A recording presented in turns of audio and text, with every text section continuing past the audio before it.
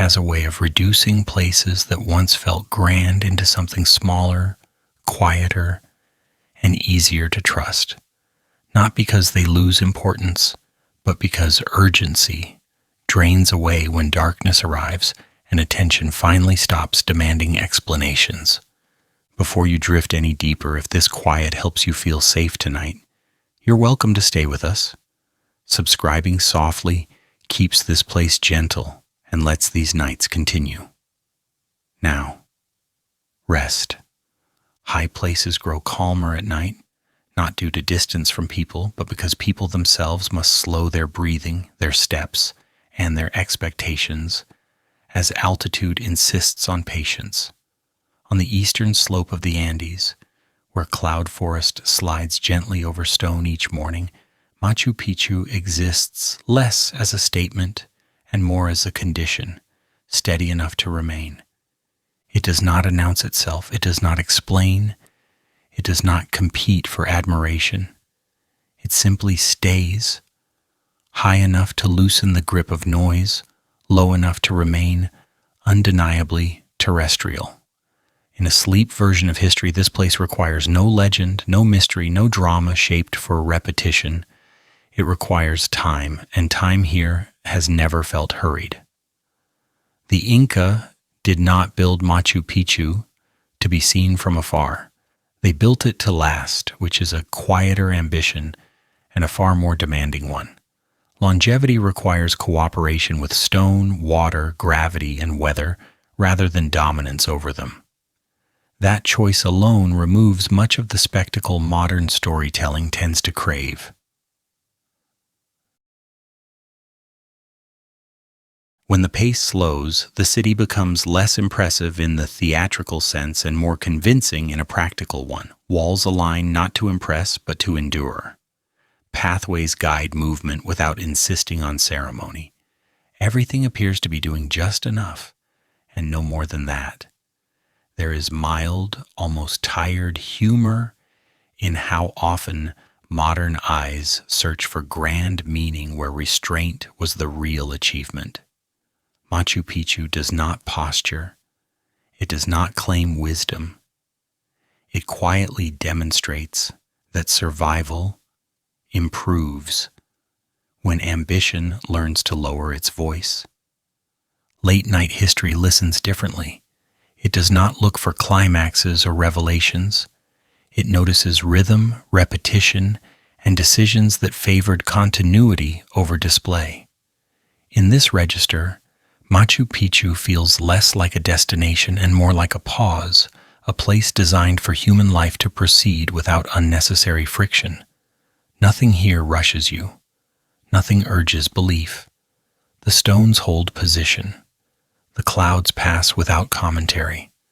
Balance settles naturally here, and with it a sense that stability can be built quietly, without conquest, applause, or urgency, simply by agreeing with the mountain long enough. The Andes and the art of choosing where to stand.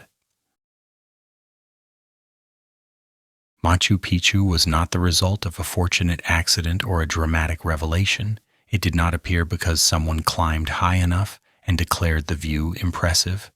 It exists because the Inca were careful in ways that do not translate easily into spectacle. They chose the site with a practical patience, shaped by generations of living in terrain that punished haste. Geological stability mattered. Access to reliable water mattered. The ability to release rain rather than trap it mattered. Elevation was not a trophy. It was a condition that demanded negotiation. The Andes are not passive scenery. They do not wait politely to be used. They apply pressure constantly through gravity, weather, and time. To live here for any length of time, one must accept that the mountain will always have the final word. The Inca understood this and built accordingly. Machu Picchu rests along a ridge not because it looks dramatic from below, but because the bedrock beneath it is fractured in a way that allows water to move instead of collect. Rain does not linger long enough to weaken foundations. Earth's shifts are absorbed rather than resisted. Stability here is not rigidity. It is flexibility, practiced quietly. At roughly 2,400 meters above sea level, the air changes behavior. Breathing becomes conscious without becoming difficult. The body slows, whether it intends to or not. Fog arrives not as an obstruction but as a regulator. It softens edges. It reduces contrast. Vision does not disappear. It becomes less aggressive. Distances feel shorter. Movement feels heavier but more deliberate. In this environment, speed is not rewarded. Efficiency is. The Inca did not approach this altitude as something to conquer. They approached it as something to cooperate with. Building here required accepting limitations rather than challenging them.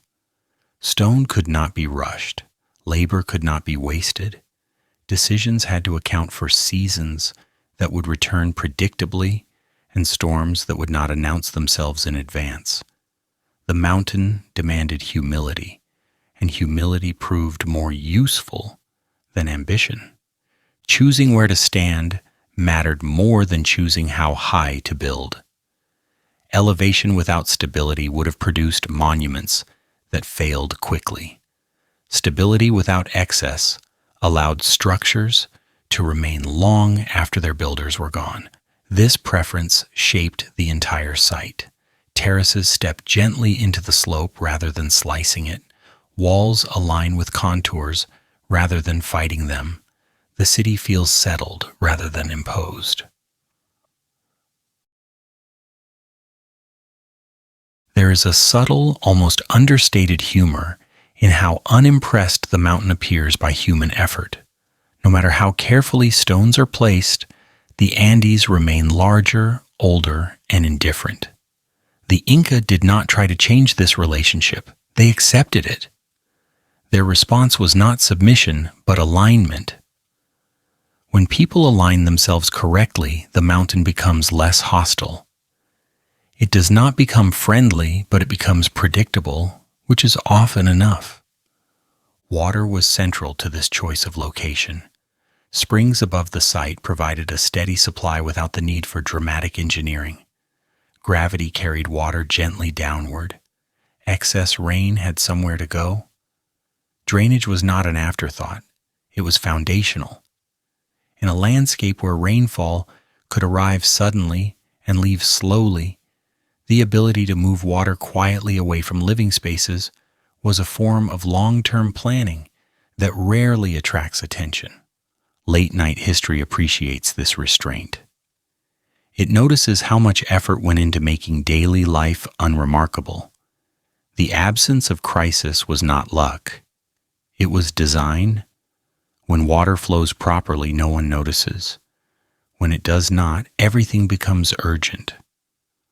Machu Picchu was built to keep urgency rare. The site also balances exposure and protection, high enough to discourage casual access. It is not so high as to become isolated from resources. Paths connect it to the wider network of Inca roads without advertising their presence. The city is neither hidden nor displayed.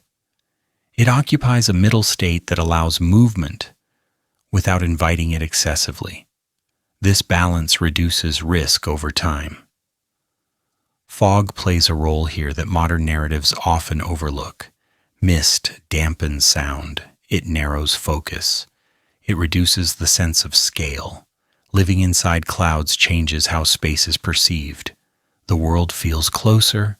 Attention stays local. In such conditions, grand gestures lose their appeal. Practical choices dominate. The Inca did not need to impose drama on a landscape that already demanded respect. Body and terrain interact constantly at this elevation. Muscles tire sooner. Recovery takes longer. Every step carries weight. The environment trains restraint. Waste becomes expensive. Efficiency becomes kindness to oneself. Machu Picchu reflects this bodily reality. Paths are functional, steps are measured. Nothing encourages unnecessary exertion. There is mild irony in how modern visitors often rush through a place designed to slow people down. The city does not respond well to haste. It reveals little to those who move too quickly. Its logic appears gradually through repetition and attention rather than overview. The Inca built for residents who would inhabit the site long enough to understand its rhythms, not for observers passing through. Late-night history removes the expectation of revelation. It does not ask the site to explain itself fully. It allows the logic of placement to settle quietly. The choice of location becomes less about mystery and more about competence. Good decisions rarely announce themselves. They simply continue working. The Andes taught the Inca to value standing correctly over standing tall. Machu Picchu embodies that lesson. It does not dominate its surroundings. It participates in them. The mountain remains intact. The city remains intact. This mutual endurance is not dramatic. It is effective. Living long on a mountain requires learning when not to push. The Inca chose a site that rewarded cooperation. They accepted fog, gravity, and stone as partners rather than obstacles. That acceptance shaped everything that followed. The result is a place that feels stable without feeling rigid, calm without being inert. As the night deepens, this choice feels increasingly sensible. Ambition tires easily. Humility lasts longer. Machu Picchu stands where it does because someone understood that survival improves when you choose your footing carefully. The mountain did not need to be impressed. It needed to be agreed with. Stone without mortar and the practice of patience. Stone without mortar sounds at first like a boast, waiting to be admired. In many retellings, the ashlar technique is introduced as a marvel, a demonstration of precision so refined that it appears almost theatrical. But in the quieter version of the story, the one told slowly and without the need to impress, ashlar is less about mastery and more about restraint. The Inca were not attempting to astonish future observers. They were attempting to keep walls standing in a landscape that shook itself awake without warning. Ashlar masonry allowed stones to meet directly, face to face, without anything placed between them, no mortar, no filler, nothing soft to crack when the ground moved. Each block was shaped until it fit its neighbors so closely that light struggled to pass through the seams. This was not speed work. It could not be rushed. Every adjustment required attention, and attention required time. The reward for this patience was not applause. It was silence during earthquakes. The Andes do not stay still. Even when they appear calm, pressure accumulates below the surface. When that pressure releases, it does not ask whether buildings are ready. Structures that rely on rigid bonds fracture easily here. Mortar hardens, then breaks. Ashlar behaves differently. When the earth shifts, the stones shift with it, sliding minutely against one another, absorbing movement rather than resisting it. The wall survives, not by refusing motion, but by allowing just enough of it. There is something quietly humorous in how unromantic this solution is. The stones are not locked together out of loyalty. They cooperate out of practicality. Each block rests against the next, because that arrangement works. No symbolism is required. No binding agent promises permanence. Stability emerges from contact alone, maintained through careful shaping and continual awareness of gravity. To shape stone this way requires listening. not metaphorically, but physically. A mason learns how a block responds to pressure, how it accepts weight, how it settles when placed. Stone makes its preferences known slowly. It resists impatience. A rushed cut reveals itself later as a weakness. A hurried joint creates space where space should not exist. Ashlar demands that the builder slow down enough to notice these warnings before they become problems. Patience in this context is not a virtue celebrated for moral reasons. It is a material requirement. Cutting stone slowly increases the chance that a wall will still exist decades later. That outcome does not feel heroic. It does not create stories with dramatic turning points. It produces continuity, which is far less interesting to narrate but far more useful to inhabit. Late-night history is well suited to this kind of work. It lingers where nothing dramatic happens. It notices the labor that avoids catastrophe rather than the moment catastrophe arrives. Ashlar belongs to this category. Its success is measured by absence of collapse, absence of urgency, absence of repair. Each stone at Machu Picchu was shaped with its neighbors in mind. Blocks were not interchangeable units. They were individual participants in a specific arrangement. This meant that removal was difficult. Replacement was unnecessary. Once placed correctly, the stone did its work quietly. The wall did not need to be reminded of its purpose. Gravity handled that. There is dry irony in how modern observers often admire the precision without acknowledging the boredom involved. Shaping stone, this carefully requires repeating the same actions for long periods. Strike, check, adjust, repeat. No single moment feels important. Importance emerges only through accumulation. The Inca accepted this rhythm because they understood the alternative. Faster building would have produced structures that demanded constant attention later. Slowness reduced future labor. The lack of mortar also had another consequence. Walls could breathe. Moisture did not become trapped inside rigid layers. Water moved through seams without forcing them apart. In a damp mountain environment, this mattered. Decay thrives where water stagnates. Ashlar avoids stagnation through openness that remains controlled. Living among stone shaped this way changes how time is perceived.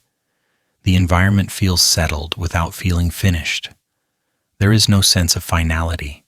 Stones can be moved if needed, adjusted, reused. The structure does not insist on permanence. It offers durability instead, which is a quieter promise. Ashlar also reflects a certain trust in future conditions. The builders assumed that earthquakes would continue. They did not imagine a static world. Their response was not denial, but preparation. They built for motion rather than stability alone.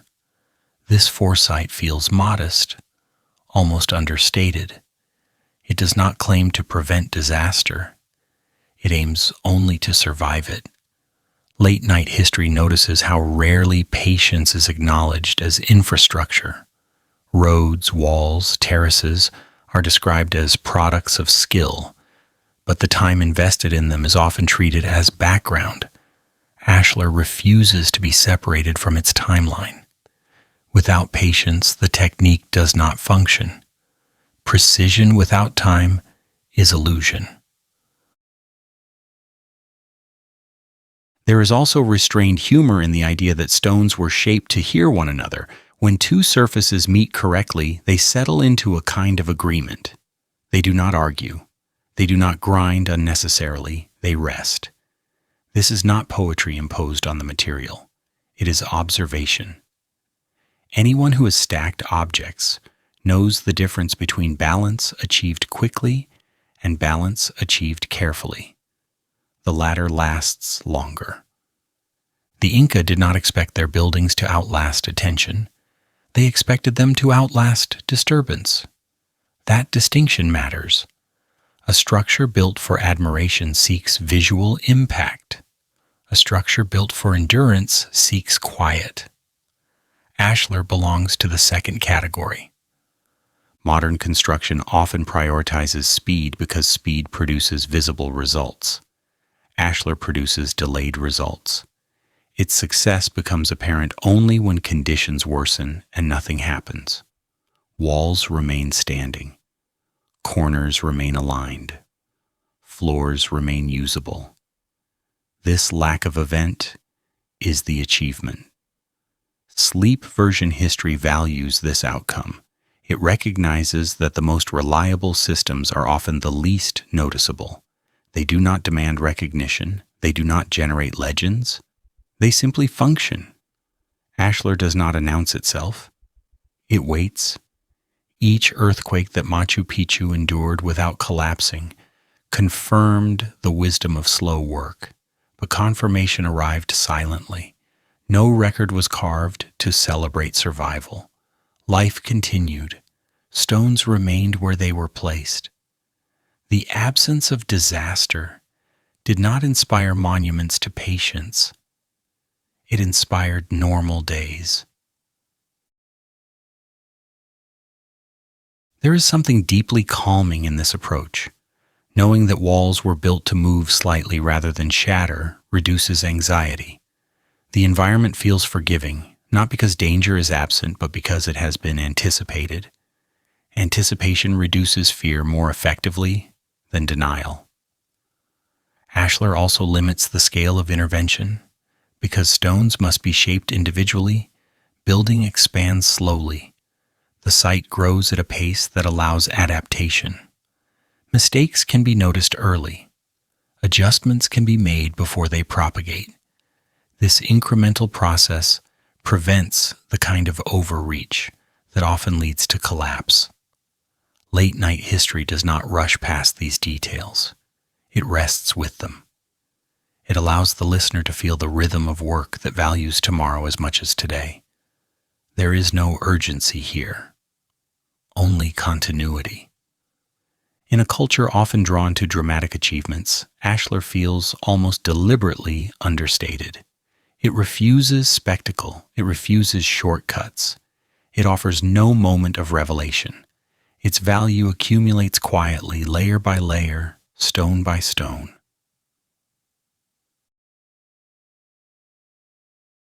As night deepens, this feels appropriate. The mind does not need excitement to remain engaged. It responds to steadiness.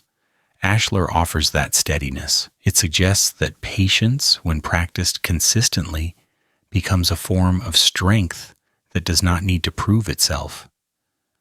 Stone without mortar endures because it expects movement. It expects time. It expects change. Patience here is not passive.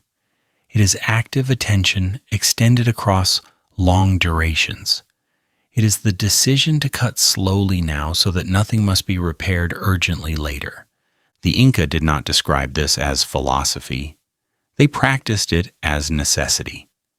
Ashlar was not a statement. It was a solution, a quiet one. In late-night history, that quiet matters. It allows the story to settle without insisting on admiration. The stones remain, the walls stand. Nothing dramatic happens. And because of that, life continues.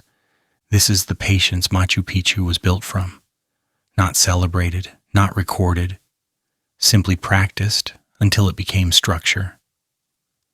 That may be why the site still feels stable when the air grows thin and the ground remembers how to move. The stones were prepared for this long before anyone arrived to notice them. Water and the Quietest system. Water is rarely dramatic when it is treated correctly. At Machu Picchu, this principle was not philosophical. It was practical. The Inca understood that water did not need reverence or display. It needed direction, restraint, and somewhere to go when it arrived in excess. The result was a hydraulic system so effective that it almost disappears from notice, which is precisely why it worked for as long as it did. In many civilizations, water announces itself. Fountains rise, canals gleam, reservoirs become symbols of power. At Machu Picchu, water behaves differently. It enters quietly, moves predictably, and leaves without complaint. Springs were captured near their source, channels were carved into stone with careful gradients, and distribution followed the logic of gravity rather than spectacle. Nothing was designed to impress. Everything was designed to continue. This is easy to overlook because success leaves no evidence of struggle. When water flows where it should, people forget it exists. They walk over drainage channels without noticing them. They use fountains without thinking about where the water came from or where it will go next. At Machu Picchu, this forgetting was intentional. The system succeeded by removing water from daily anxiety. The site receives heavy rainfall, particularly during the wet season. Without control, water would have undermined terraces, weakened foundations, and turned paths into hazards. The Inca responded not with barriers but with pathways. Rain was given permission to move. Surface water was guided into channels. Subsurface drainage layers carried excess moisture away from structures. The goal was not to stop water, but to choreograph it. There is mild irony in how little attention this requires from the inhabitants once completed. A functioning water system does not ask to be admired, it asks only to be left alone. This is why it rarely appears in heroic narratives. It produces no moments of triumph. It produces ordinary days. Late-night history pays attention to this ordinariness. It notices that the most advanced systems are often the least visible. Water management at Machu Picchu was not a separate feature. It was integrated into everything. Terraces drained downward, stairways doubled as channels, open spaces allowed absorption. Even wastewater had a planned exit. The main spring provided clean water year-round. From it, a sequence of fountains delivered water to residential areas. Each fountain overflowed into the next, ensuring continuous flow without stagnation. The water was never allowed to linger. Stagnation invites decay. Movement preserves quality. This principle was applied quietly, consistently, without announcement. There is something almost dryly amusing about how much modern attention focuses on stone while ignoring water. Stones stand visibly. Water moves invisibly. But water determines whether stone survives. At Machu Picchu, stone architecture would not have lasted without hydraulic intelligence.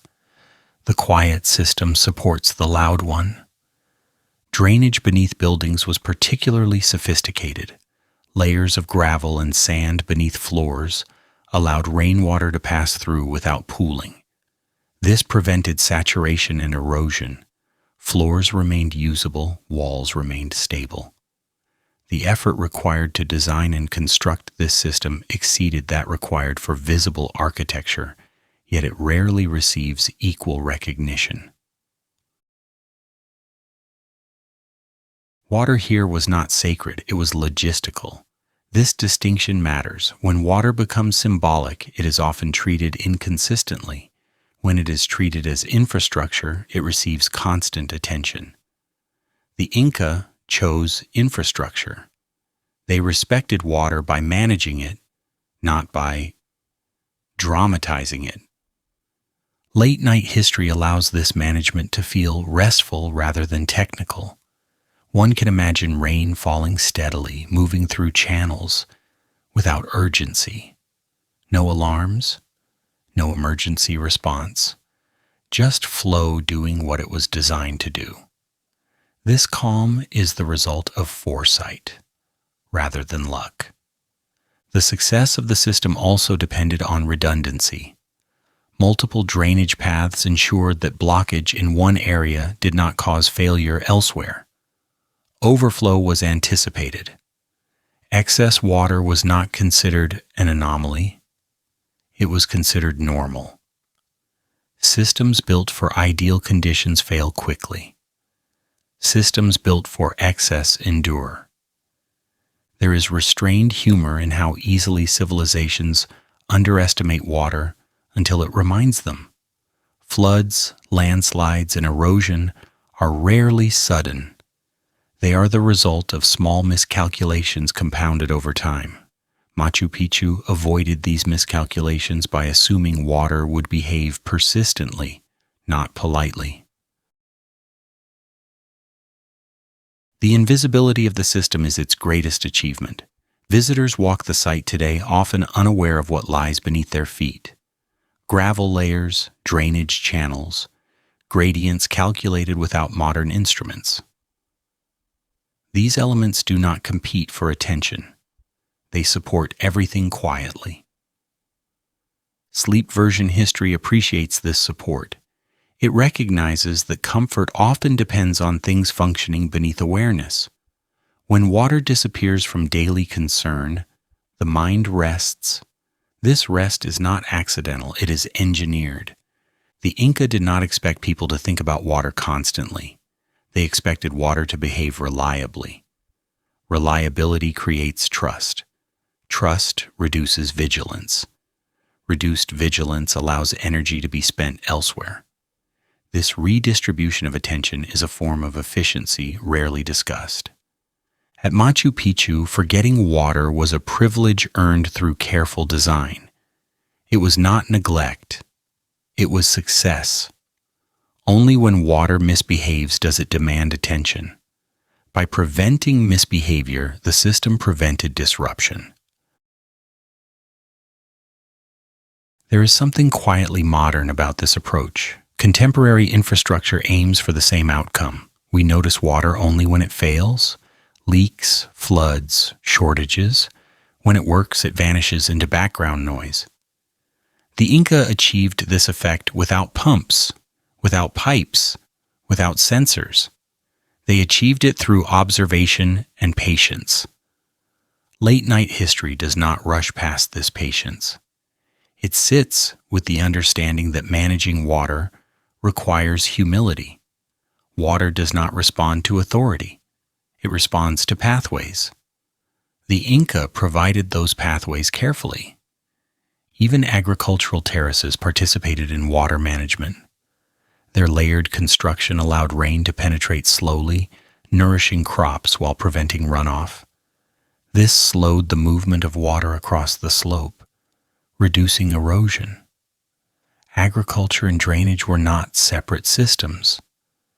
They were integrated responses to the same condition. This integration reduced the need for constant repair. Maintenance existed, but it was manageable. Small adjustments replaced major interventions. This scale of maintenance suits human attention. It does not overwhelm. There is mild irony in how often grand narratives overlook such systems because they lack drama, yet without them drama would have arrived in the form of collapse. Stability rarely tells a good story. It simply allows stories to continue. Water at Machu Picchu was allowed to be boring. This is perhaps the highest compliment one can give to infrastructure. Boredom indicates reliability. Reliability indicates care extended over time. In the quiet telling, one can imagine inhabitants moving through their day without checking channels or measuring rainfall. They trusted the system because it had earned that trust. Trust reduces anxiety. Reduced anxiety improves life. The disappearance of water from daily worry is not accidental. It is designed. This design required understanding rainfall patterns, soil composition, slope angles, and stone behavior. None of this required writing. It required attention repeated across generations. Late-night history recognizes how much knowledge can exist without explanation. Systems can function without narratives attached. Machu Picchu's water system does not explain itself. It performs. There is no single moment when this system was completed. It evolved, adjustments were made, channels refined, overflow paths corrected. The system learned from experience without recording that learning explicitly. This learning remains embedded in stone. When the site was eventually abandoned, the water system continued to function. Channels carried rain away. Drainage prevented immediate decay. This allowed the site to endure long enough to be rediscovered. Even absence did not disrupt the system immediately. This endurance is not mysterious. It is the result of correct assumptions. Water will fall. Water will move. Gravity will persist. Build accordingly. There is no romance in this logic. There is reliability. Sleep version history finds comfort here. It does not need excitement. It needs systems that hold. Water management at Machu Picchu holds quietly. As the night deepens, the idea of water recedes further. One can imagine rain beginning, continuing, ending without requiring response. The sound becomes background. The system does its work unseen. Civilization that endures does not constantly negotiate with water. It arranges that negotiation in advance. Machu Picchu achieved this arrangement so effectively that water ceased to be a topic. That is its greatest success. Nothing about this demands admiration in the moment. Admiration arrives only when one notices the absence of problems. Late-night history notices that absence gently.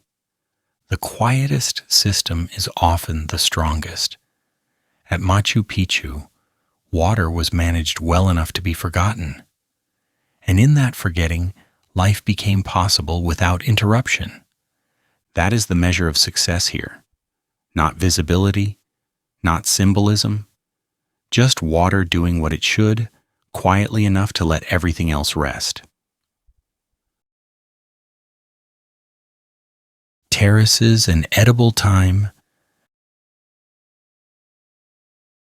Terraces at Machu Picchu do not ask to be admired. They ask to be trusted. From a distance, they resemble steps cut into the mountain, orderly enough to appear decorative, repetitive enough to look simple. But simplicity here is deceptive. Each terrace represents a decision to cooperate with gravity rather than resist it, to slow time rather than rush harvest, to turn a steep slope into something that can be lived with for decades without exhaustion. The Inca did not build terraces because mountains were beautiful. They built them because mountains were unavoidable. Slopes shed soil quickly. Rain accelerates erosion. Temperature shifts strain crops. Terraces respond to all of this without argument. They interrupt the fall of water. They hold soil in place. They trap warmth during cold nights and release it slowly. They do not fight the mountain. They translate it. In late-night history, this translation feels calm rather than clever. There is no sense of conquest here, no declaration that the mountain has been mastered. Instead, there is acceptance that the mountain will always behave like a mountain, and food production must adapt accordingly. Terraces do not impose a new order. They negotiate one. Each level is constructed with layers that perform different tasks. Large stones at the base allow drainage. Smaller stones and gravel above them guide water downward without washing soil away. Topsoil rests last, held in place by the structure beneath it. When rain arrives, it does not rush straight down the slope. It pauses, it filters, it moves slowly enough to be useful. This slowing is essential. Fast water destroys. Slow water feeds. Terraces exist to convert speed into nourishment. This is not poetic. It is mechanical. And because it is mechanical, it works, regardless of mood or belief.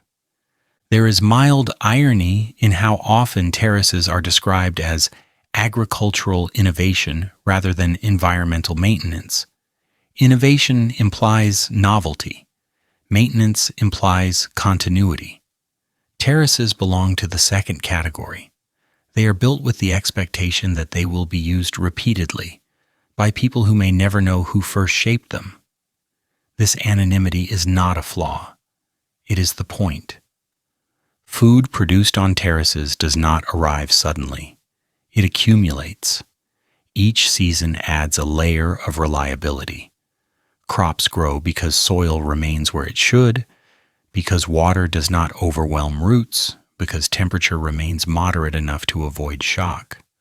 None of this feels dramatic while it is working. Drama arrives only when it fails elsewhere.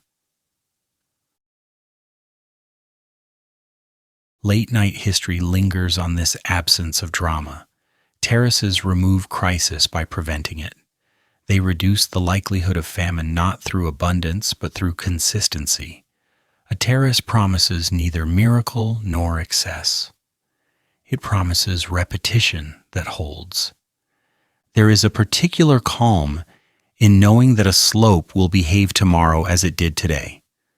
Terraces create this calm. They stabilize not just land, but expectation.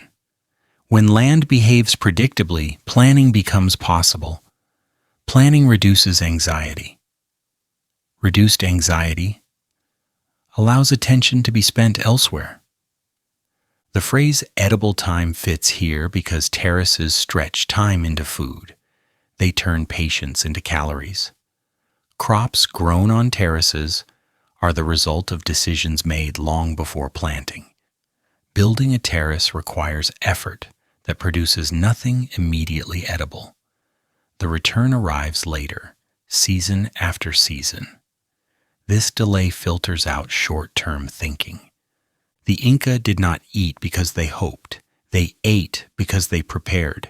Geometry replaces faith here. Angles, layers, and spacing determine yield more reliably than promises. Gravity does the work once invited correctly. There is restrained humor in how unromantic this is. Stories prefer tales of abundance granted suddenly. Terraces tell a slower story. They insist that food is the outcome of understanding rather than favor. This understanding does not require explanation. It requires application. At Machu Picchu, terraces also serve structural purposes. They buttress the mountain itself. Without them, rain would undermine the site. With them, slopes remain stable. Agriculture and architecture support each other. Food production is inseparable from erosion control. This integration is easy to miss because terraces appear passive. They do not move. They do not announce their function. Yet they are constantly working. Every rainfall tests them. Every temperature shift challenges them. Their success lies in how rarely these tests are noticed. Late-night history notices the quiet labor embedded in stone. It recognizes that terraces represent years of observation.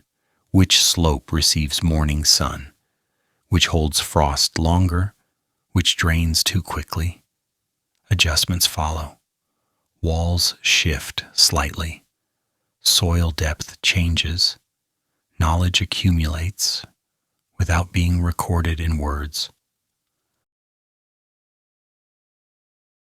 Terraces also regulate temperature in subtle ways. Stone walls absorb heat during the day and release it at night, protecting crops from cold snaps. This thermal buffering extends the growing season. Crops that would fail on open slopes survive here. Again, no drama accompanies this success. It is steady and repeatable. There is no single terrace that matters more than the others. Their value lies in sequence. Each level supports the next. Failure in one threatens those below. Success distributes benefit downward. This interdependence encourages maintenance. Neglect cannot be isolated. The effort required to maintain terraces is real but manageable. Small repairs prevent large failures. This scale of work fits human capacity. It does not demand heroic intervention. It demands attention returned regularly. Late-night history appreciates this scale because it matches the rhythms of ordinary life. Food produced here fed people who also maintained the terraces. This feedback loop reinforced care. When people depend directly on the land's stability, neglect becomes costly quickly.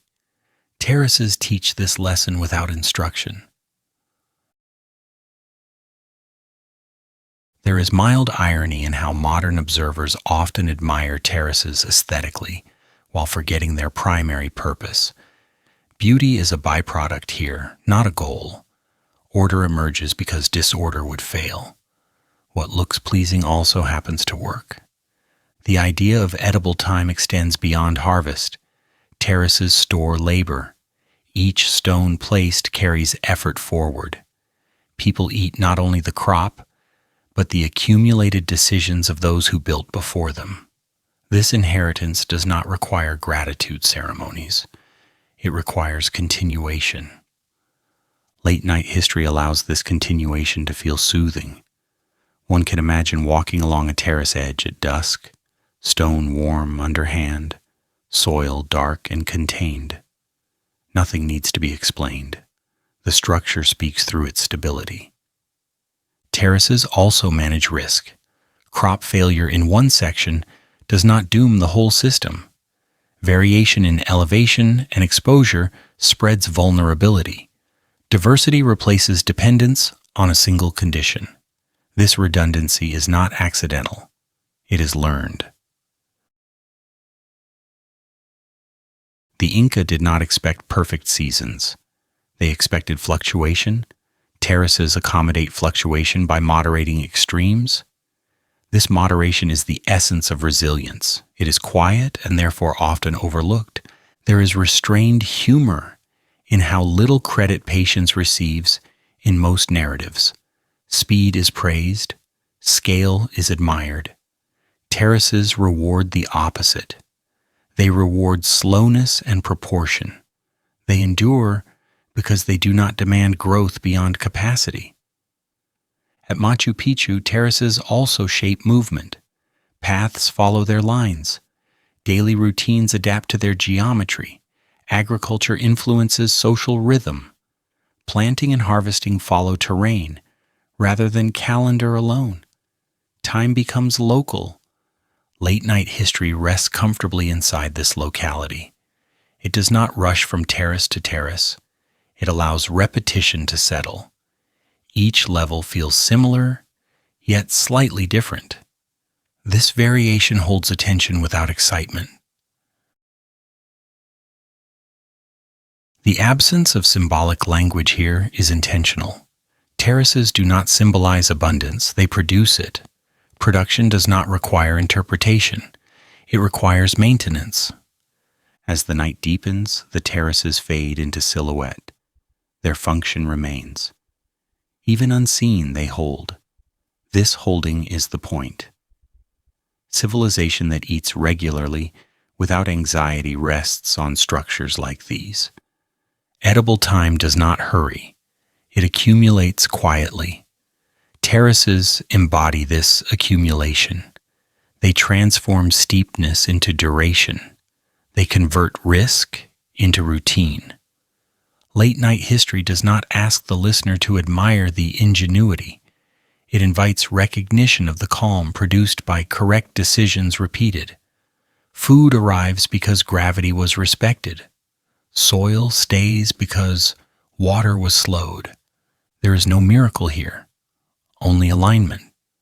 When land, water, and stone are arranged thoughtfully, eating becomes ordinary rather than precarious. Ordinary is the highest achievement. Terraces allow life to proceed without constant calculation. Hunger recedes from daily thought. This mental space matters as much as physical nourishment. It allows planning beyond survival.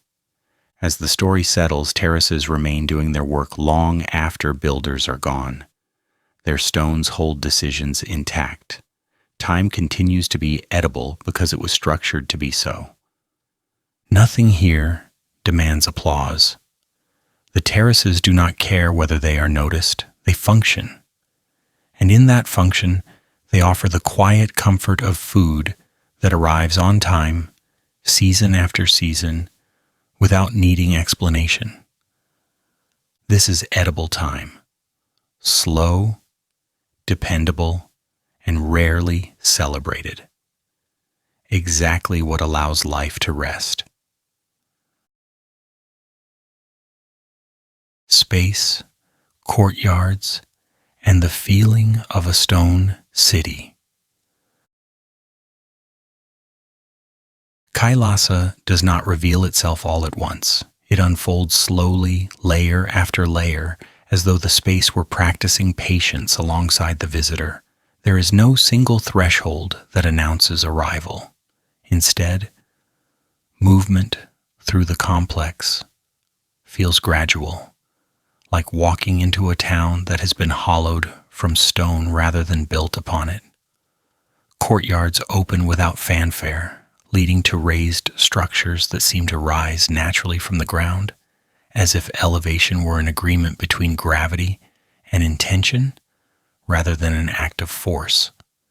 The experience is not one of entering a monument, but of navigating a small city whose streets, walls, and plazas were shaped by removal instead of addition, by absence carefully measured rather than matter aggressively piled. The courtyards are the first lesson. They do not overwhelm with scale, nor do they compress the body into reverence. They provide space to pause, to adjust, to notice how light behaves when it is allowed to move freely. Stone walls surround these open areas, but they do not imprison them. Instead, they frame air.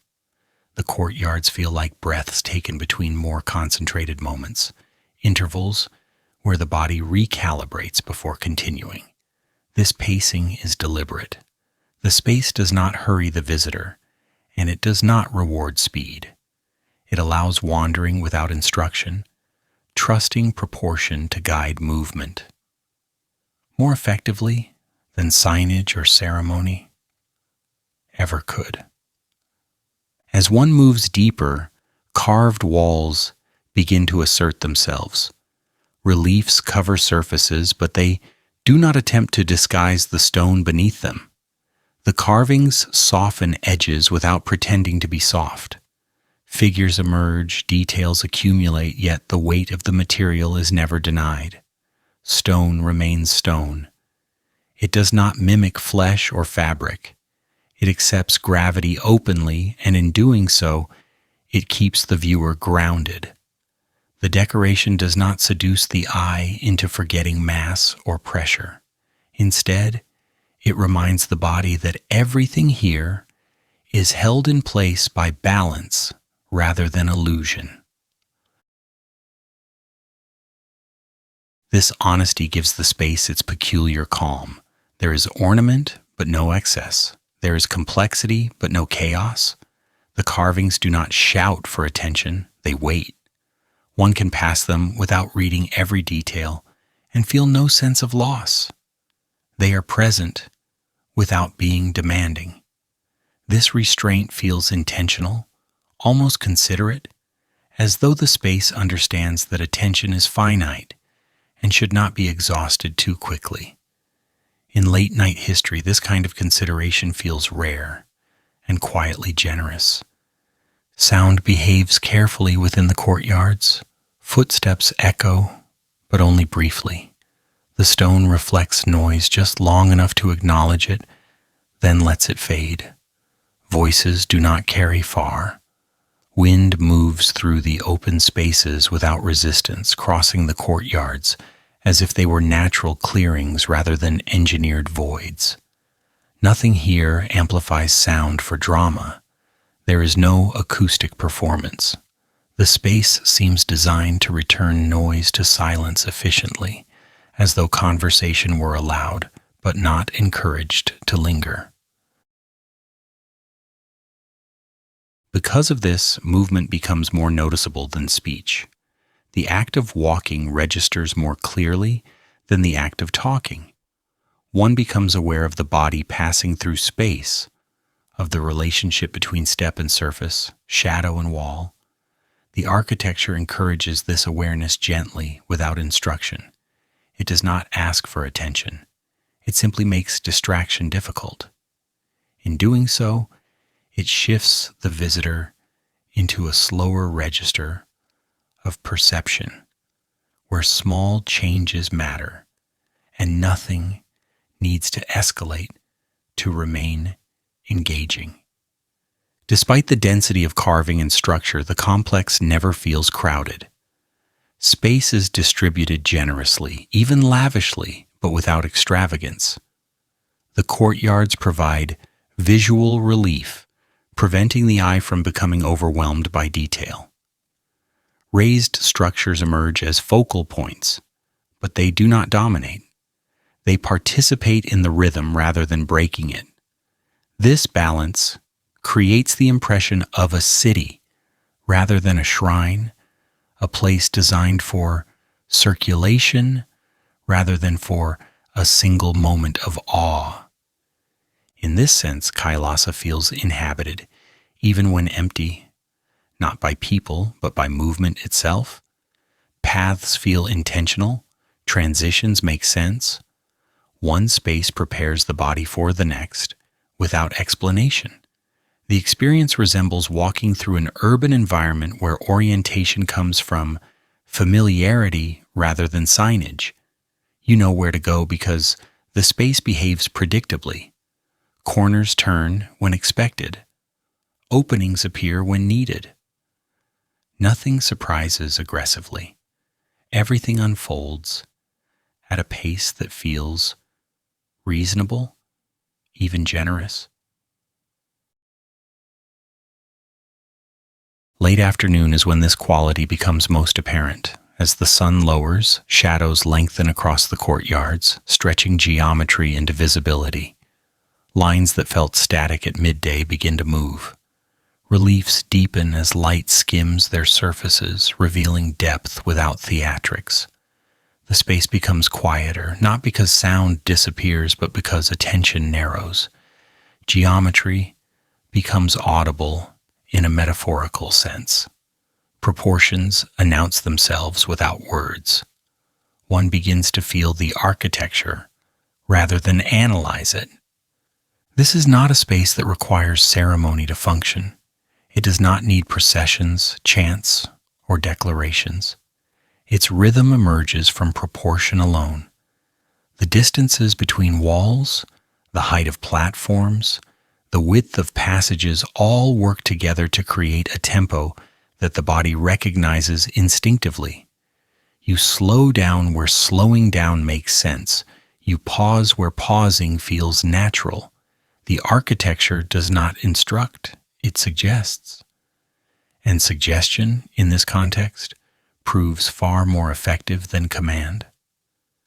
There is a faint irony in how composed this feels, given the effort required to create it.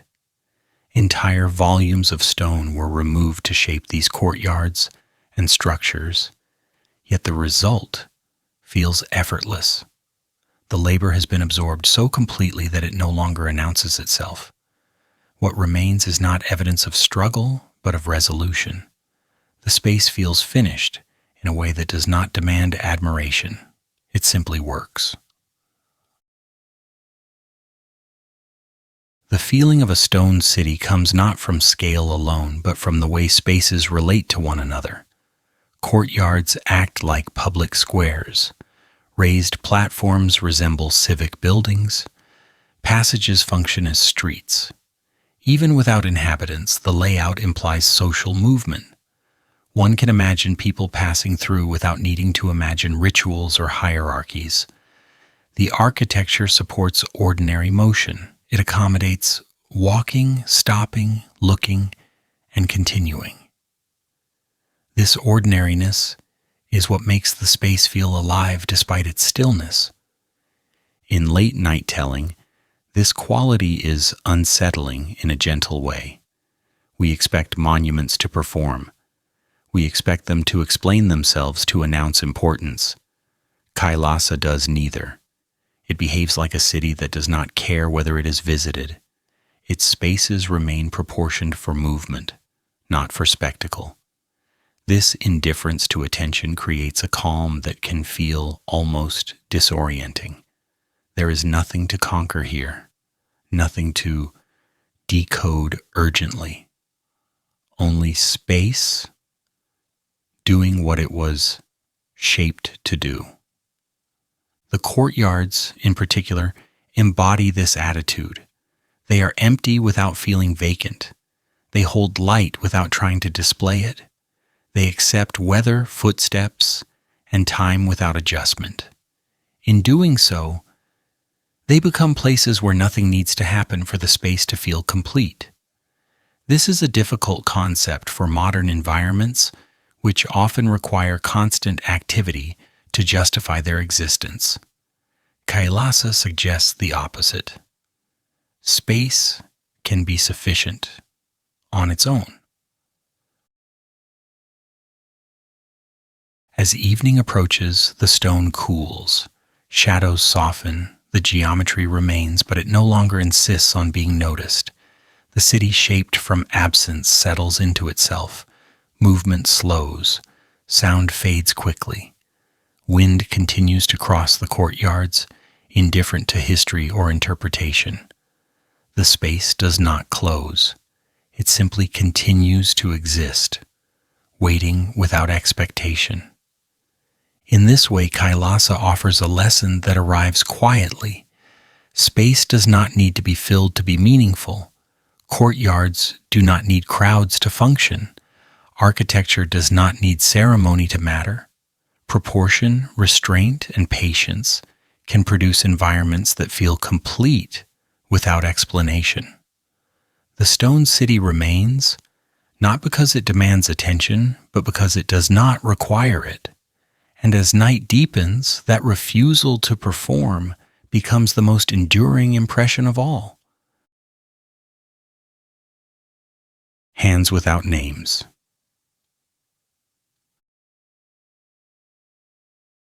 Historical summaries tend to be tidy. They attach Kailasa to the Rashtrakuta period, place it comfortably in the 8th century, mention royal patronage, and then move on, satisfied that chronology has been handled. Dates are useful. Dynasties help organize memory. Patronage explains why resources flowed in a particular direction. But none of these things explain how stone was actually persuaded to leave where it was and become something else. They explain when. They explain under whose authority. They do not explain hands. The hands remain unnamed, not because they were unimportant, but because importance here did not attach itself to individuals. The labor that shaped Kailasa survives as motion rather than identity, measuring surfaces again and again, striking stone with tools that demanded accuracy more than strength, clearing debris steadily, knowing that removal was the only form of progress available, washing dust from fresh cuts to reveal whether the surface behaved as expected, resting briefly in shade, not as leisure, but as maintenance, returning when the body allowed it. This rhythm left no room for personal legend. It left only evidence of work done correctly. It is tempting to imagine master builders directing the process with grand gestures, issuing commands that echoed through the rock. But stone carving on this scale does not respond well to drama. It responds to repetition.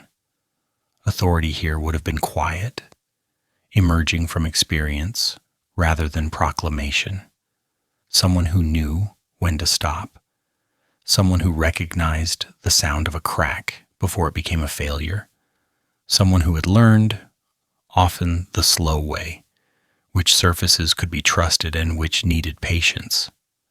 Leadership, if it existed, would have been expressed through correction rather than celebration.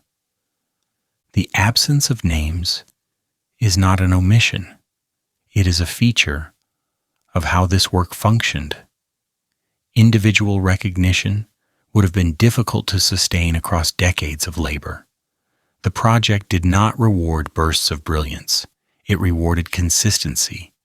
Someone who worked carefully every day mattered more than someone who worked impressively once. This makes poor material for heroic storytelling. It makes excellent material for endurance. Hands here belong to professions rather than personalities. Stoneworkers who understood grain and resistance. Tool makers who knew how long an edge could last before losing honesty. Supervisors who recognized when fatigue would lead to error. Laborers who specialized in clearing debris, knowing that the removal of stone was as critical as its shaping. Each role supported the others quietly. No single action stood apart. Progress was cumulative and anonymous. In late-night history, this anonymity feels unsettling in a gentle way.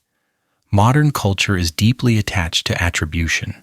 We like to know who did what, preferably with portraits and quotations. Kailasa offers none of this. It withholds personality and presents only outcome. The reliefs do not carry signatures. The walls do not praise individuals.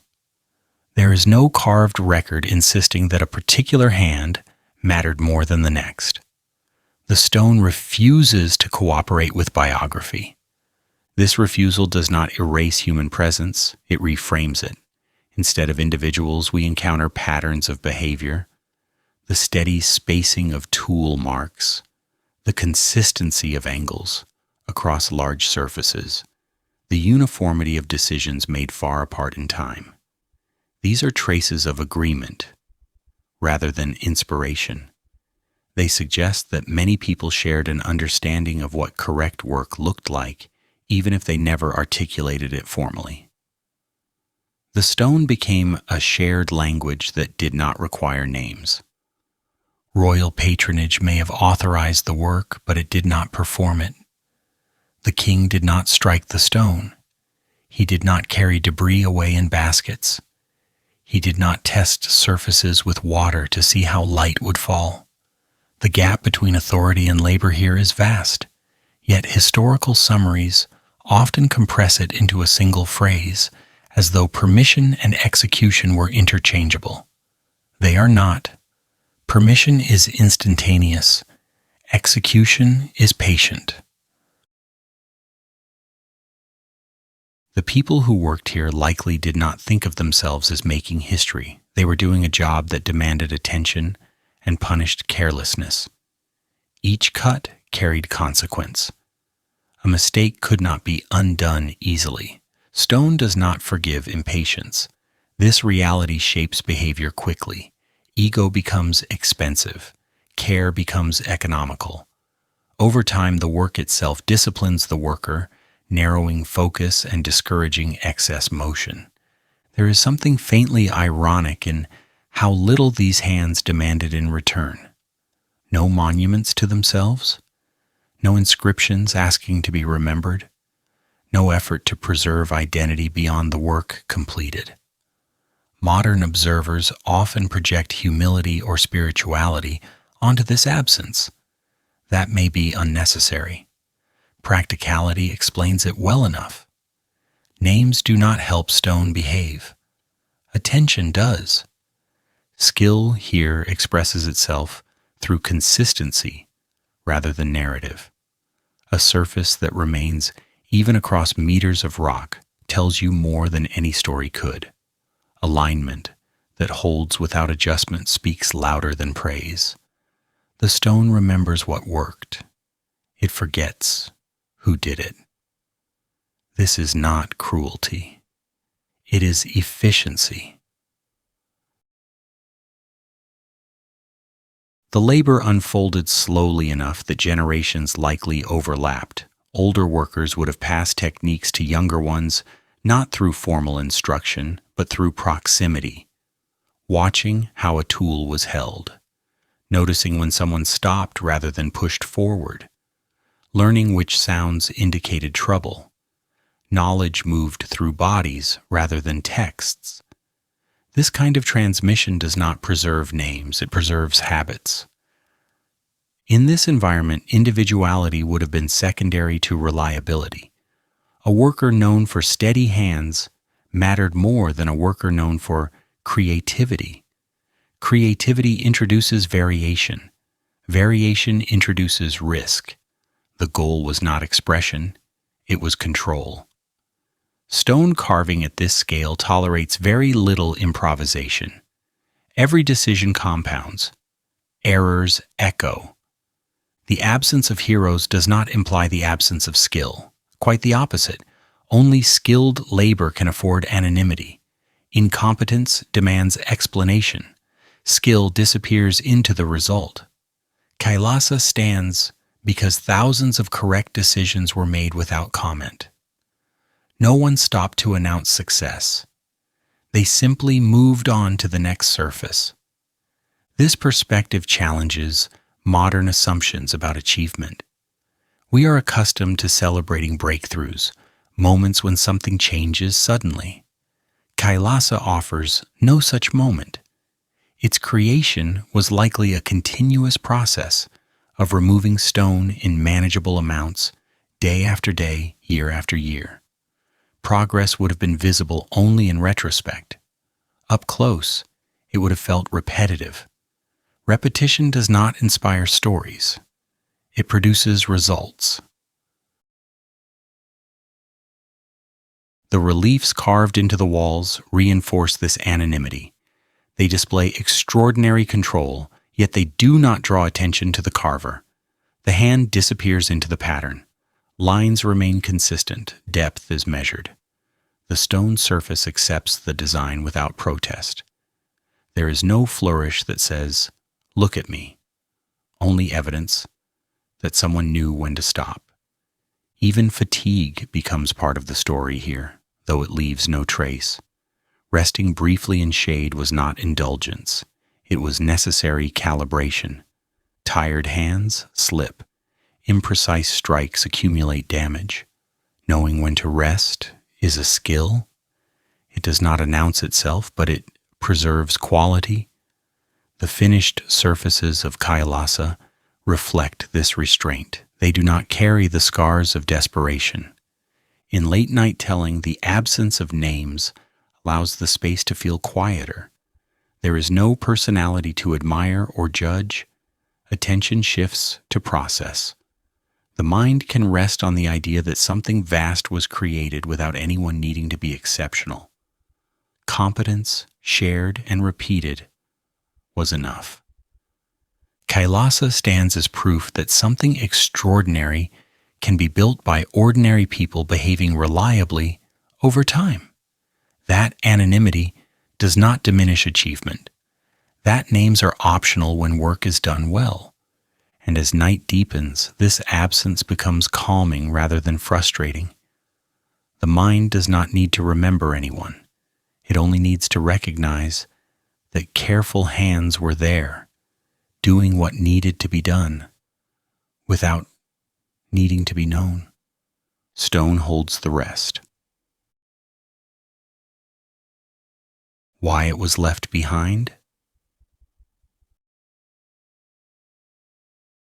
There is no evidence that Machu Picchu was conquered, stormed, or dramatically overrun.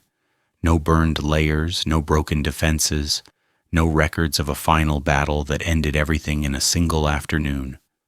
What remains instead is quieter and far more unsettling to modern imagination: gradual absence. People did not flee in panic. They did not lose a war at this site. They simply stopped coming back. Over time, footsteps became less frequent. Fires went unlit. Terraces continued to hold soil, but fewer hands tended them. Eventually, the place learned how to be still, without anyone formally declaring it abandoned. When the Spanish entered the Andes, they did not arrive everywhere at once. Their presence altered trade routes, political centers, disease patterns, and systems of authority long before soldiers ever appeared at specific sites. Power shifted downhill toward valleys and roads that mattered in a new way.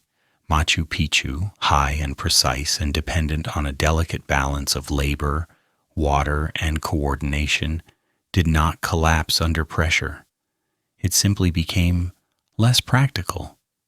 And practicality, in the end, decides more than drama ever does. Leaving Machu Picchu was not a failure. It was adjustment. Societies that survive for long periods learn when to hold ground and when to release it. Holding a place requires energy. It requires people. It requires reasons that outweigh cost. When those reasons fade, staying becomes an inefficient act of loyalty rather than wisdom.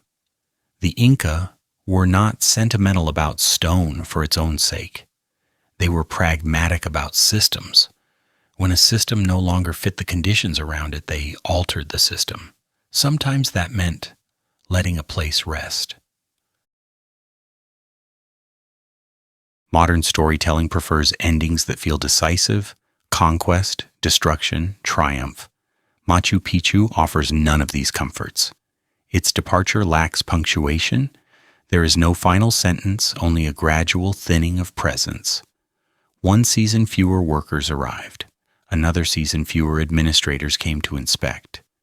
Eventually, no one came at all. The city did not resist this process. It accepted it in the same way it accepted rain, fog, and time. This kind of ending is difficult for modern audiences to accept because it reframes success. We are taught to believe that what matters most is whether something was taken by force or defended to the end.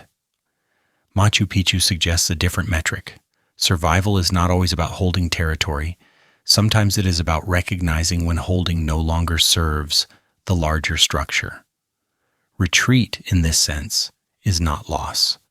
It is reallocation. There is also the matter of disease, which moves faster than armies and leaves less visible evidence. Epidemics spread through the Andes in waves, destabilizing populations and labor systems. When skilled workers disappear, even the best engineered cities struggle. Maintenance becomes irregular. Knowledge transmission breaks. A place designed for careful attention does not function well when attention becomes scarce. Machu Picchu did not fail structurally. Its social infrastructure thinned. Political change amplified this effect. As Inca leadership reoriented itself toward survival under new pressures, resources were redirected. Administrative focus shifted. Sacred and strategic priorities were reassessed. High-altitude ceremonial centers, while symbolically powerful, became increasingly difficult to justify when stability required flexibility. Machu Picchu, balanced carefully between mountain and cloud, was not adaptable in the way lower settlements could be. Its strength had always been precision. Precision is expensive during upheaval. The idea that leaving equals defeat is a modern projection. Many societies understood mobility as intelligence. Staying too long in a place that no longer fits conditions is not bravery, it is stubbornness. The Inca Empire itself was built through movement, adaptation, and strategic relocation, Abandonment was not foreign to them. It was a known option used when circumstances demanded change rather than resistance. Machu Picchu was never meant to be immortal through occupation. It was built to function within a particular context of labor availability, political coherence, and environmental stability. When that context dissolved, the site did not argue for itself. It did not demand preservation through presence. Stone does not negotiate. It waits. People make choices elsewhere. There is a quiet irony here. Machu Picchu survives today precisely because it was left. Continuous occupation often leads to renovation, repurposing, or destruction. Empty places are spared this attention. Once human routines stopped, vegetation moved in slowly, protecting stone from direct exposure. The site faded into the landscape rather than being consumed by it. Absence became a form of preservation. This reframes abandonment as care by omission. Doing nothing, in this case, was the least destructive option. No new structures compromised old ones. No fires weakened stone. No adaptation erased original design. Machu Picchu remained intact because it was no longer useful. Use often harms what it touches. In sleep version telling, this realization softens the narrative. There is no tragedy to mourn, no betrayal to condemn. The city was not lost. It was released. The people who left did not abandon it in anger or fear. They adjusted their lives to conditions that had changed beyond negotiation. That choice reflects awareness, not weakness. Leaving a place does not erase the intelligence that built it. Machu Picchu continues to demonstrate engineering mastery, environmental sensitivity, and architectural restraint long after its inhabitants departed. The knowledge did not vanish with the people. It remains encoded in stone. The terraces still drain. The walls still fit. The water still flows as intended. Departure did not undo competence. Modern discomfort with this ending stems from our attachment to permanence. We like to believe that successful things should remain in use forever. History disagrees. Longevity often requires letting go. Systems that survive adapt by releasing what no longer fits. Machu Picchu exemplifies this logic quietly. The city was not abandoned because it failed. It was abandoned because the world around it changed faster than its purpose could adjust. That is not collapse. That is context. And context, unlike blame, does not require villains or heroes. As night settles over this part of the story, Machu Picchu appears not as a ruin, but as a pause. A city that stopped speaking because it had already said what it needed to say. Stone remains. Fog returns. Silence completes the work. Roikoi mot noi hong kon fu hop hong fai la thua quach. It is recognition. It is survival choosing flexibility over nostalgia. Machu Picchu stands today not as evidence of defeat, but as proof that understanding limits can be an act of intelligence. And in that quiet understanding, the story finds rest, without needing resolution. Rediscovery and the comfort of misunderstanding. In 1911, Hiram Bingham arrived at Machu Picchu and brought it into global awareness, though not quite into global understanding. What followed was not immediate clarity, but compression. A complex place was reduced to a single, convenient image. A lost city, mysterious, hidden, suspended outside ordinary history. This framing was effective. It traveled well. It fit headlines, lectures, and later postcards. It also quietly replaced patience with spectacle.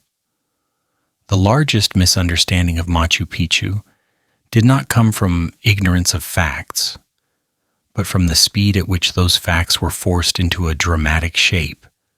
Bingham himself did not arrive intending to invent mystery. He was searching for Inca sites connected to resistance and transition. Machu Picchu happened to be there, intact enough to provoke excitement and remote enough to encourage exaggeration. Once the site entered global circulation, it became vulnerable to simplification. Modern audiences tend to treat Rediscovery as revelation, as if a place only truly exists once it has been noticed again.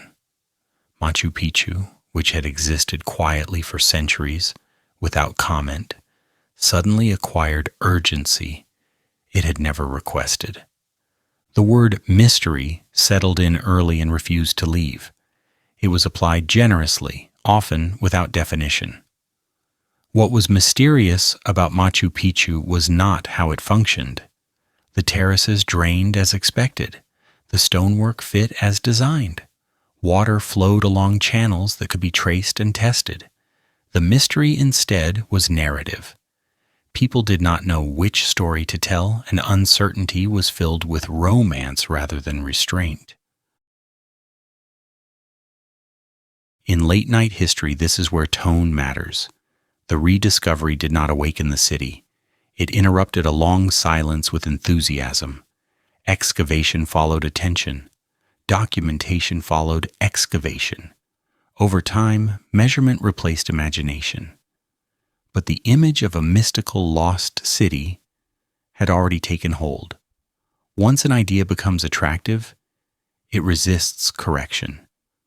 Machu Picchu was often described as ceremonial, sacred, or symbolic before it was described as functional. This ordering mattered. When symbolism comes first, practicality is treated as secondary or disappointing. Yet everything at Machu Picchu points toward use. The terraces exist to grow food and stabilize slopes. The buildings align with water access, sunlight, and wind patterns. Doorways, stairs, and walls are shaped by movement, not metaphor. Nothing here exists solely to impress. That realization unsettles expectations formed by the word mystery. Modern observers often assume that impressive engineering must serve an impressive, abstract purpose. But the Inca were not building metaphors. They were building systems. Systems that fed people, managed water, controlled erosion, and organized labor efficiently in difficult terrain. The misunderstanding lies in assuming that practicality is boring. It is not. It is simply quiet. After 1911, Machu Picchu became a canvas for projection. It was imagined as a royal retreat, a religious sanctuary, a school, a fortress, a celestial observatory, sometimes all at once. Each interpretation emphasized meaning over method. Yet none of these labels fully explain the site, because labels are less useful than processes. Machu Picchu functioned because it balanced labor, environment, and logistics carefully. That balance does not require myth to remain impressive. Archaeology eventually slowed the conversation. Structures were cataloged, wear patterns were studied, tool marks were examined, agricultural capacity was calculated, water systems were mapped. The site began to speak in data rather than suggestion. What emerged was not disappointment, but clarity. Machu Picchu was not mysterious because it was unknowable. It was misunderstood because it was too practical to fit romantic expectation. The humor here is subtle. Modern culture, surrounded by complex technology, is often astonished by ancient competence. When we cannot immediately explain how something was done, we assume it must involve lost secrets rather than sustained attention. Machu Picchu challenges this reflex. It suggests that people working carefully over time can achieve remarkable results without spectacle or hidden knowledge. Rediscovery also changed Machu Picchu's context. Once attention arrived, preservation followed, but so did tourism. The site shifted from being ignored to being interpreted continuously. Interpretation, while useful, introduces noise. Guides must speak, signs must explain, narratives must be delivered efficiently. Complexity is trimmed for clarity. The city becomes a story rather than a system. This process reinforces misunderstanding. Visitors arrive expecting revelation and leave with images rather than understanding. Stone becomes background to narrative. The practical intelligence embedded in drainage angles and terrace walls is harder to sell than the idea of a lost civilization guarding secrets. And so the quieter truth struggles to compete. What is often overlooked is that Machu Picchu was never meant to be mysterious. It was meant to work. Its builders did not hide their methods intentionally. They simply did not write them down in a form that survived. Knowledge was transmitted through practice. When practice ended, explanation faded. The site did not become secretive. It became silent. Silence to modern minds feels suspicious. We equate silence with concealment. But silence can also mean completion. Machu Picchu had done its job. When conditions changed, it was left. There was no need to explain further. The stone was not speaking because it had nothing left to argue. Rediscovery reframed that silence as mystery rather than closure. This reframing says more about modern discomfort with practical explanations than about the past. We are drawn to stories that elevate us emotionally. Machu Picchu elevates structurally. That difference matters. In sleep version telling, this section slows deliberately. There is no dramatic correction, only adjustment. The city does not lose wonder when understood. It loses excess. What remains is more durable. The true mystery of Machu Picchu is not what we do not know. It is how easily we overlook what is right in front of us. The terraces still hold soil. The walls still shed water. The city still fits its mountain. These are not metaphors. They are results. Once this is accepted, misunderstanding softens. The city does not need to be magical to be extraordinary. It needs to be precise. And it is. As night deepens in this telling, the noise of rediscovery fades. The labels loosen. The city returns to its original state, a system shaped carefully, left deliberately, and misunderstood mainly because it refuses to dramatize itself. Machu Picchu does not ask to be mysterious. It asks to be observed patiently. When that happens, misunderstanding gives way to something calmer than revelation. Respect. Top of form. Cloud tourism and the very slow work of wear. Today, footsteps move across Machu Picchu in numbers its builders never anticipated. Shoes replace bare feet. Paths designed for familiarity now carry visitors who arrive briefly, pause for photographs, and move on again. From a distance, this looks like pressure. From closer up, it looks like something much quieter. Stone does not react dramatically to being touched. It responds gradually on a scale that refuses urgency. The Andes are accustomed to time, and time here does not hurry for anyone. The idea that tourism immediately damages Machu Picchu is comforting because it is simple. It allows concern to feel decisive, but the reality is slower and less theatrical. Stone wears down not through presence alone, but through rhythm. How people move matters more than how many arrive. Repetition, pace, pause, and weight distribution shape erosion far more effectively than volume. Machu Picchu tolerates attention best when that attention behaves gently. Walking quickly concentrates force. Lingering briefly and moving on again creates friction. Standing still, by contrast, distributes weight without abrasion. The city responds differently to each of these behaviors.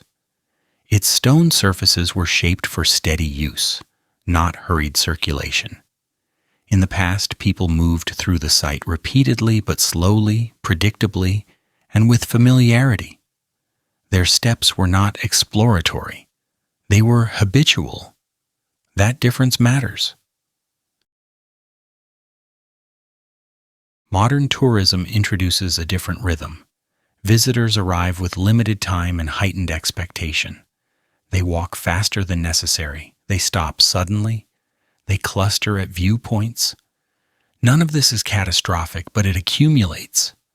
Wear does not announce itself with collapse or fracture. It expresses itself as rounding edges, softening corners, polishing stone to a sheen. These changes take decades, not days.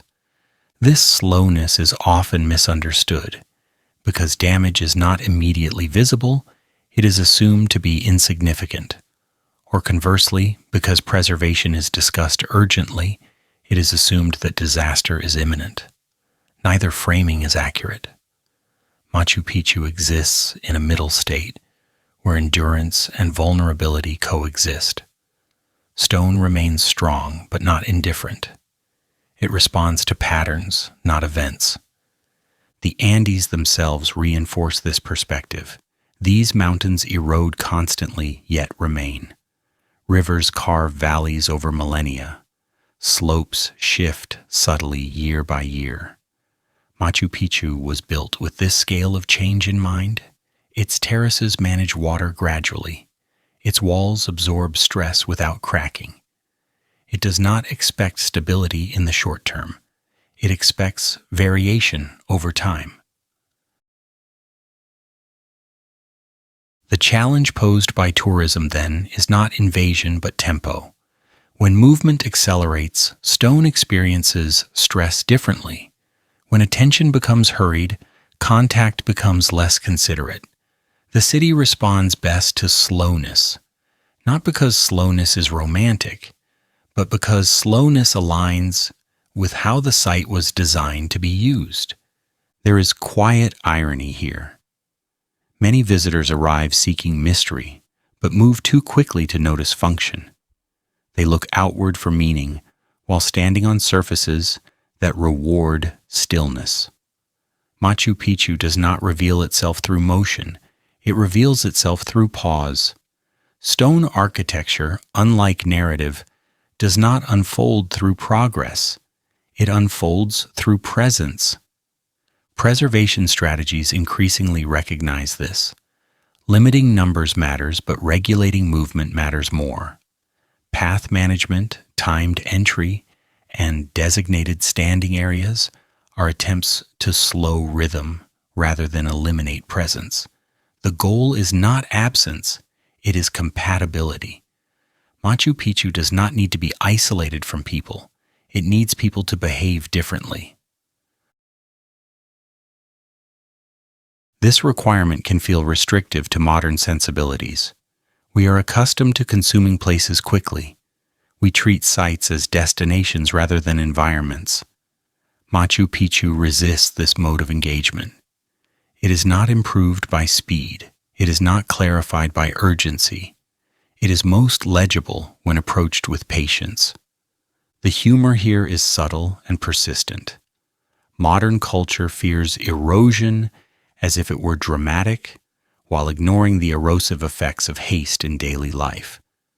We worry about stone wearing down over centuries, yet accept burnout and collapse as normal outcomes within decades. Machu Picchu reverses that scale. It reminds us that what lasts responds to pressure slowly. Cloud tourism adds another layer. The site often appears and disappears behind mist. Visibility shifts minute by minute. This unpredictability encourages waiting. Visitors cannot control the view. They must remain still, sometimes longer than planned. In these moments, the city experiences the least stress. People stop moving. Weight settles. Stone rests. These pauses are not incidental. They echo the original rhythm of the site.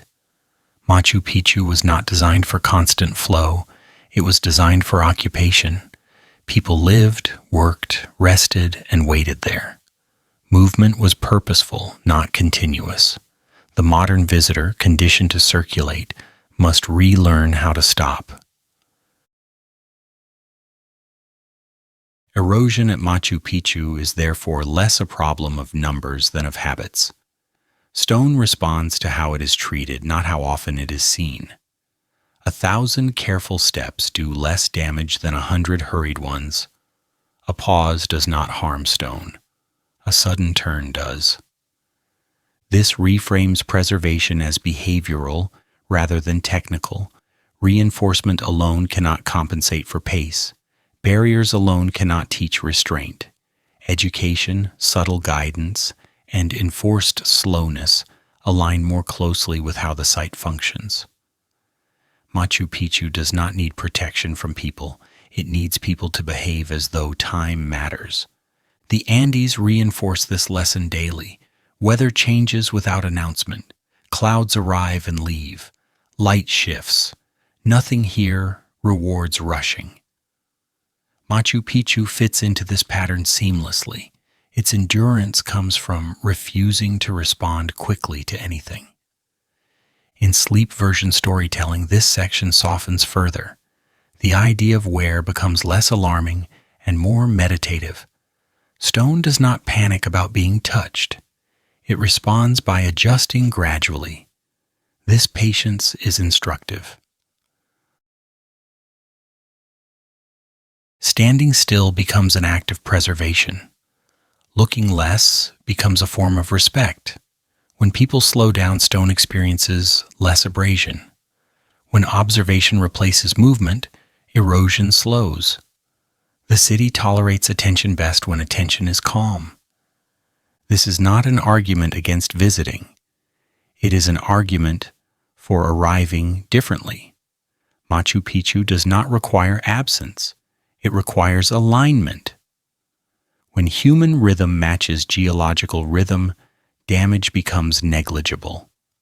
The slow wear of stone is not a crisis unfolding in real time. It is a process unfolding over generations. This does not excuse negligence, but it reframes urgency. Preservation is not about preventing change entirely. It is about guiding how change happens. Stone will wear. It always has. The question is whether that wear reflects panic or patience. Machu Picchu has endured because most wear here has been patient. The danger lies not in footsteps but in speed. In late-night history, this becomes a quiet reassurance. The city is not vanishing overnight. It is responding slowly, as it always has. The responsibility placed on the present is not dramatic. It is behavioral. Walk slower. Stand longer. Touch less. Expect less spectacle. These are not rules imposed by conservation. They are conditions the site itself prefers. Clouds drift. Stone waits. Footsteps soften. Erosion continues at a pace so slow it barely registers. Decades pass. The city remains. Machu Picchu does not ask to be frozen in time. It asks to be allowed to age gracefully. Stone in the Andes understands aging well. It has been doing it for millions of years. The true challenge, then, is not the number of people who come, but whether they can learn to move at the speed the place requires. Machu Picchu endures best when humans remember how to pause. Where here is not dramatic. It does not announce itself. It happens quietly, steadily, and predictably. and so does preservation. In the end, Machu Picchu does not resist tourism, it resists haste. When people slow down, the stone responds by lasting longer. That agreement has worked before. It can work again. The clouds return. Movement pauses. Stone rests. Time continues at its preferred pace. And nothing urgent needs to happen at all. A city that does not require full understanding. Machu Picchu does not ask to be understood completely, and this is perhaps its most difficult lesson for modern minds. We arrive trained to solve, to decode, to extract meaning until nothing remains uncertain. We carry questions like tools and expect the place to cooperate. But Machu Picchu does not respond to interrogation. It responds to rhythm. Build slowly. Use carefully. Leave when conditions change. That is the pattern it demonstrates, without explanation and without apology. In a world accustomed to summaries and conclusions, this refusal can feel unsettling. We want closure. We want to know what each space was for, who stood where, which action mattered most. Machu Picchu offers none of that satisfaction. It does not label itself. It does not defend its choices. It does not correct our assumptions. Instead, it stands quietly, allowing interpretation to come and go while remaining unchanged by it. The city does not shrink once studied. It does not expand once misunderstood. It simply remains. This is not because Machu Picchu is obscure. It is because it was never designed to carry a single permanent explanation. The people who built it lived in a world where knowledge was practical and situational. Understanding was embedded in behavior, not abstracted into theory. You did not need to explain why water channels mattered if crops depended on them. You did not need to debate stone placement if walls stayed standing. Comprehension existed in use, not in articulation. Modern observers often mistake this for absence. If meaning is not spelled out, we assume it is missing. But Machu Picchu suggests the opposite. Meaning can exist without narration. A city can function without commentary. Stone, water, and terrain do not require interpretation to cooperate. They respond to balance, not belief. The pace of construction reflects this philosophy clearly. Nothing here was rushed. Stones were cut, shaped, and placed with attention rather than urgency. Terraces followed contours instead of imposing geometry. Water moved where it was allowed to move. This was not improvisation.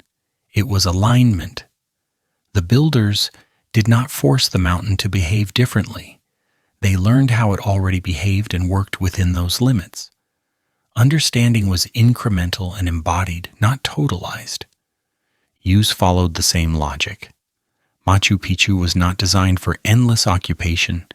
It was used while it made sense to use it. When political and social conditions shifted, when networks changed, and priorities moved elsewhere, the city was not defended to the last inhabitant. It was not dramatized as loss. It was left. Leaving was not failure. It was adaptation. Understanding when to stop using a place is as important as knowing how to build it. This decision is often uncomfortable for modern narratives. We prefer stories of collapse or conquest. They provide clear endings. Gradual departure feels unsatisfying because it lacks drama. But Machu Picchu demonstrates that survival does not always require permanence. Sometimes it requires knowing when to step away. The city endured precisely because it was not forced to remain relevant beyond its moment. In sleep version telling, this becomes a calming realization. The city does not cling to purpose. It does not argue for its importance. It rests in the confidence that it was built well enough to exist without explanation. This confidence feels unfamiliar in a culture that measures value through constant use. Machu Picchu separates existence from productivity. It shows that something can stop being used and still remain complete. The environment reinforces this lesson continuously. Clouds arrive and leave without concern. Water flows along channels whether watched or not. Stone absorbs light and releases it slowly. Nothing here accelerates to meet human expectation. The city feels stable, not because it resists change, but because it was designed to accommodate it gently. Stability emerges from agreement rather than control. Modern attempts to understand Machu Picchu often circle back to the same questions. Was it a royal estate, a ceremonial center, a retreat? These questions are not meaningless, but they are limited. They assume that one category must dominate. Ancient life rarely operated so neatly. Spaces served multiple purposes across time. Meaning shifted with context. Expecting a single answer oversimplifies a place built to tolerate complexity. Machu Picchu does not clarify these distinctions because it does not need to. Its success does not depend on classification. It depends on construction, quality, and environmental harmony. The city functions as a lesson in proportion rather than explanation. Everything here is sized correctly. Walls are thick enough. Slopes are gentle enough. Channels are deep enough. Nothing is excessive. Nothing is fragile. This balance matters more than narrative. There is light humor in how modern audiences respond to this restraint. We arrive with cameras, maps, and expectations of revelation, only to discover that the most consistent experience Machu Picchu offers is quiet. The city does not reward effort with secrets. It rewards stillness with coherence. When you stop moving, the place begins to make sense in a nonverbal way. This sense of coherence does not translate easily into words, which is why explanations often feel unsatisfying. Machu Picchu is understood best through presence rather than analysis. Walking slowly, standing still, watching how water behaves after rain, noticing how walls lean slightly inward, anticipating earthquakes without announcing them. These observations accumulate into familiarity rather than conclusion. The city teaches that full understanding is not always necessary for respect. You do not need to know everything about a place to treat it carefully. You do not need complete certainty to move responsibly. Machu Picchu does not demand comprehension before it offers calm. It offers calm first, then allows understanding to arrive gradually or not at all. In this way, the city becomes a lesson in limits. Limits of interpretation, limits of knowledge, limits of control. These limits are not presented as obstacles. They are presented as conditions. Accepting them reduces tension. The need to solve dissolves. What remains is attention. Stone does not explain itself because stone does not need to. Its job is to hold shape, manage weight, and respond predictably to stress. It does all of this without commentary. Water does the same. Clouds drift according to patterns that do not require acknowledgement. Machu Picchu aligns these elements without demanding that they justify themselves. In late-night history, this alignment is allowed to remain sufficient. There is no push toward revelation, no insistence on symbolic meaning. The city is treated not as a puzzle, but as a demonstration of how slow construction, appropriate use, and timely departure can produce something that endures without noise. The idea that a city does not need to be fully understood in order to matter is quietly radical. It challenges the assumption that explanation is the highest form of respect. Sometimes restraint is. Sometimes leaving space for uncertainty honors a place more than filling it with confident claims. Machu Picchu has been misunderstood many times. It has been romanticized, simplified, commercialized, and debated. None of this has altered its behavior. The city remains patient. It does not correct the record. It does not defend itself. It allows interpretation to pass over it like weather. This patience is instructive. It suggests that endurance does not require agreement. A structure can survive disagreement as long as it is well built.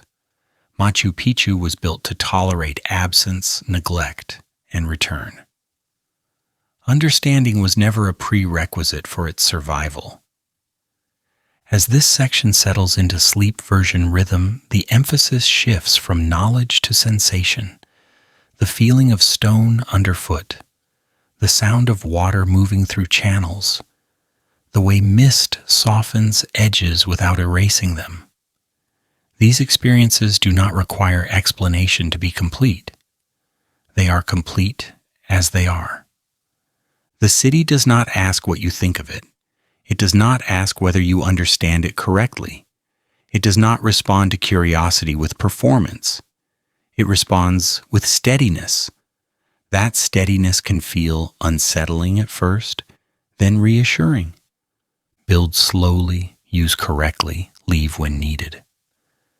These are not instructions carved into stone. They are behaviors demonstrated over time. Machu Picchu embodies them without announcing them. In the end, what remains is not a question, but a sense of agreement. Stone, water, and cloud behave in ways that complement each other. The city sits comfortably within that arrangement. Nothing is forced. Nothing is hurried. Nothing demands explanation. For sleep version storytelling, this is enough.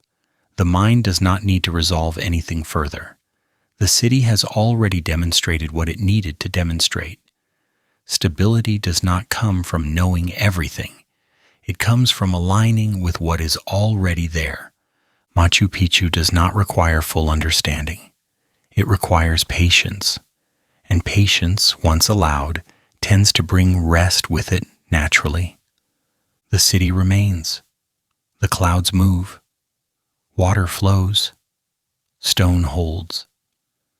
And the story ends not with an answer, but with a feeling of balance that does not need to be named. When the clouds close in. When night deepens, Machu Picchu gently returns to its true scale, not a marvel stretched thin by expectation, not a spectacle enlarged by imagination, but a place where people once lived in proportion to a mountain that did not need to be conquered. Stone settles, paths quiet. The city does not perform for darkness. It simply becomes smaller, calmer, and more precise, as if relieved to be seen without effort. This was never a place of victory or defeat. It was a place of fit. And fit, unlike triumph, does not announce itself loudly. As clouds drift inward and visibility softens, the outlines blur just enough to remove ambition from the view. Terraces dissolve into shadow. Walls lose their edges. What remains is weight without pressure, presence without demand. The mountain does not loom. The city does not cling. Both rest in an agreement reached long ago, one that required neither dominance nor surrender. Modern minds often struggle with this idea.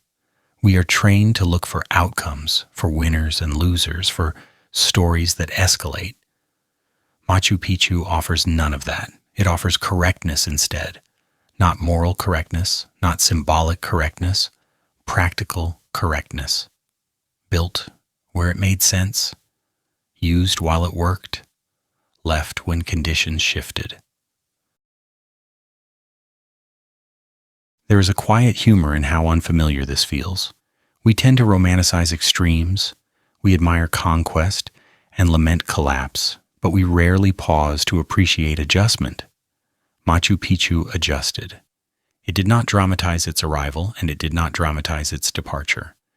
It simply aligned itself with what the mountain allowed and stepped back when alignment was no longer possible. That restraint now reads as wisdom, though it was likely just attentiveness practiced consistently over time. In late-night history, this is where the body begins to understand what the mind has been circling. The absence of struggle is not emptiness, it is rest. Stone does not vibrate with meaning, it holds shape. Water does not argue with gravity, it moves where it can. Clouds do not explain themselves. They arrive, soften the world, and leave when ready. Machu Picchu participates in this rhythm without interruption, and that participation is enough. Sleep arrives in much the same way. It cannot be forced, it cannot be negotiated. It comes when resistance eases and effort quiets. Trying to win against wakefulness only sharpens it. Letting go works better. Machu Picchu demonstrates this nightly. It does not stay awake, proving its importance. It allows itself to disappear slightly, trusting that return does not require vigilance. So tonight there is nothing to solve, no final insight to extract, only a sense of balance settling gently into place, a city that fit its mountain, a mountain that accepted the city, neither dominant, neither diminished, just right. And in that quiet correctness, sleep finds its way in without difficulty, closing the night as softly as the clouds themselves.